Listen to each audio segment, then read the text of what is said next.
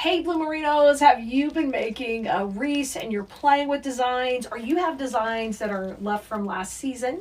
Maybe they're listed in your Etsy shop, maybe they're decorating your home right now, but you want to take them and, make them a little bit different from season to season, or maybe you want to even increase the number of listings you have in your Etsy shop simply by doing something it's gonna blow your mind how simple this is, but it's by having an existing piece that you've already made. Like I said, it could be your own or it could be in your shop, like this one. And then you can add a bow to it. And suddenly you have multiple listings, right? You have this one and you have the one with the bow. And if you want to take your pieces that you've already made and jazz them up for a craft show you have coming, or you've got, you have an audience that loves bows, and when you go to this town, maybe you can even have the bows on the side to offer when you're doing craft shows.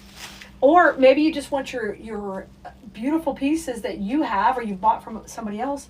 You can make a bow and add it right to your existing wreath. So it will change the entire look. Here we made this funky bow with all these really beautiful purple colors, and you can take this and add it right to here.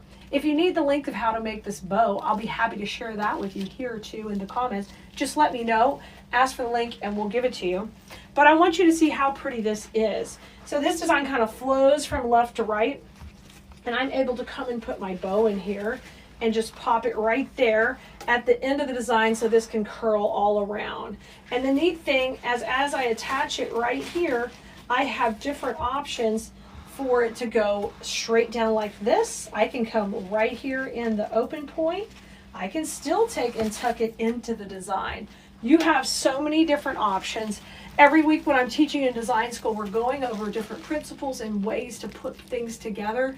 And sometimes you can use bows and sometimes you don't have to. So you always have that option to add a bow if you like it or your customers like it, or just keep it gorgeous, straight up florals, if that's what your audience is going to want.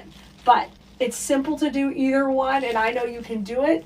Come and join us in class. I'd love to share more with you so you can be a better designer and keep charging more for the wreaths you make in your Etsy shop and making more money when you head to those craft shows. Come on, I want to teach you all about it.